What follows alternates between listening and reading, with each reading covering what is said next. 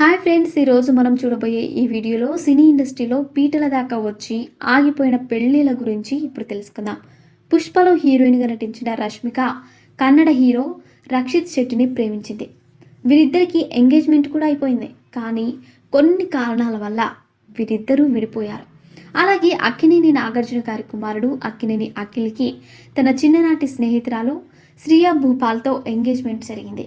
ఏమైందో తెలియదు కానీ వీళ్ళ పెళ్లి కూడా ఆగిపోయింది. అలాగే లవర్ బాయ్గా మంచి పేరు సంపాదించుకున్న ఉదయ్ కిరణ్ చిరంజీవి గారి అమ్మాయి సుష్మితను ప్రేమించాడు.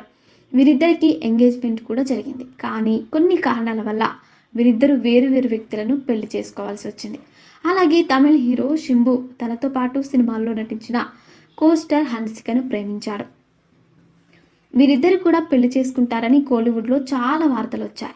ఏమైందో తెలియదు కానీ వీరిద్దరు కూడా విడిపోయారు. నువ్వు లేక నేను లేని సినిమాలో హీరో